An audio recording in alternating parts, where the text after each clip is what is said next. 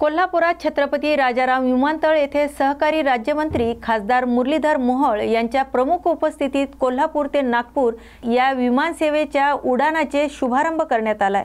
तसेच विविध विकास कामाचे लोकार्पण करण्यात आले। या प्रसंगी पालकमंत्री प्रकाश आंबेडकर यासारख्या अनेक मान्यवरांनी उपस्थिती लावली होती। या बातमीचा आढावा घेतलाय आमचे प्रतिनिधी पंडित चौगुले यांनी।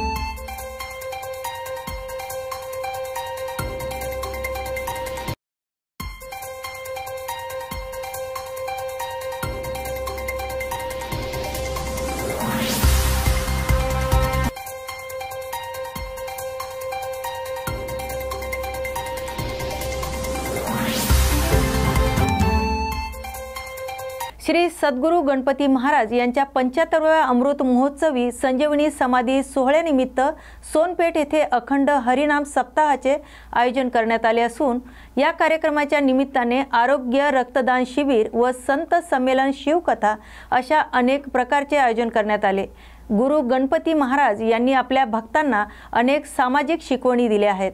म्हणून या अमृत महोत्सवी समाधी सोहळ्याच्या कार्यक्रमाच्या निमित्ताने शिवकथा परमपूज्य आचार्य बालयोगी स्वामी गजेंद्र चैतन्यजी महाराज यांच्या अमृतवाणीतून ऐकवल्या जात आहे। या बातमीचा आढावा घेतलाय आमचे प्रतिनिधी परमेश्वर पेशवे यांनी।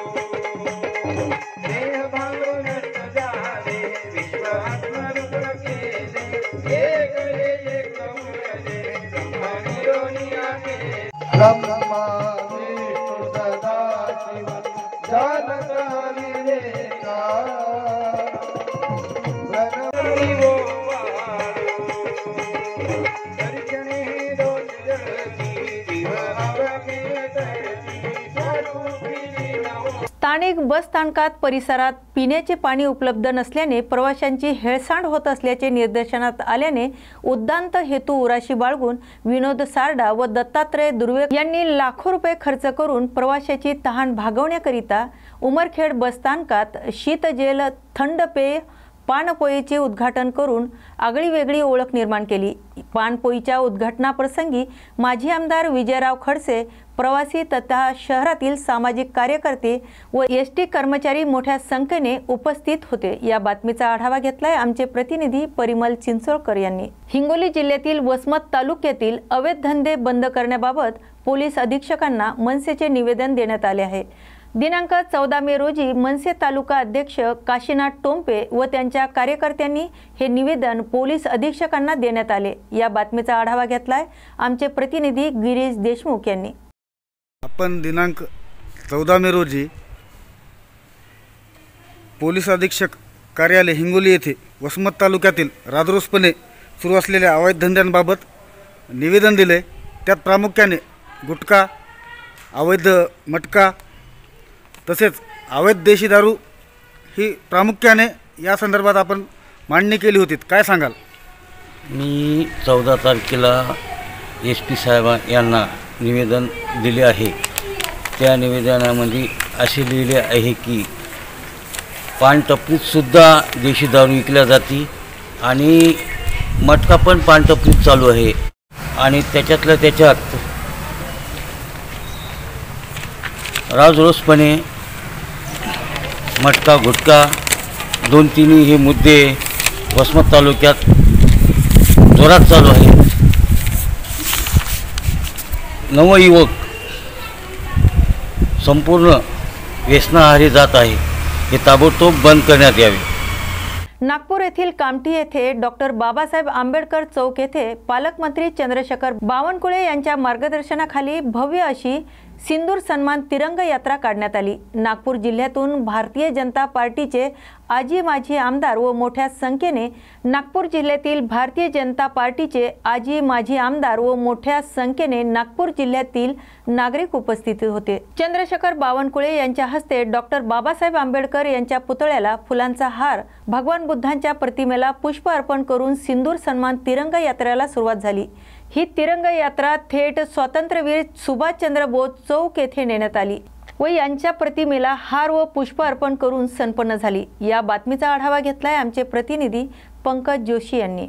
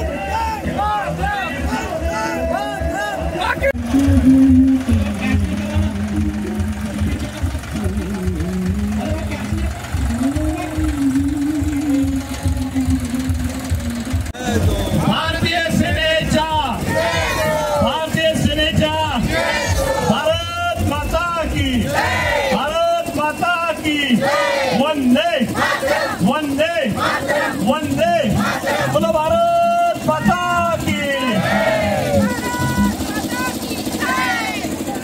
को जगाया है।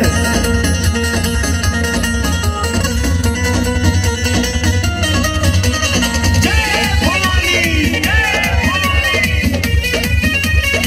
माता की जय। वंदे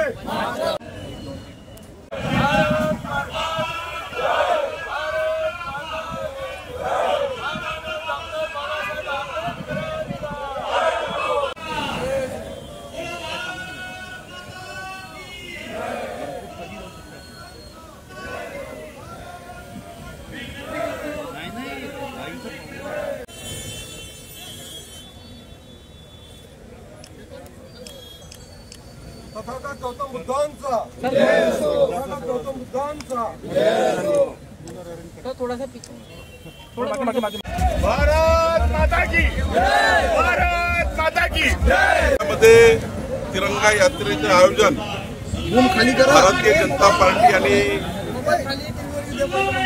खास करून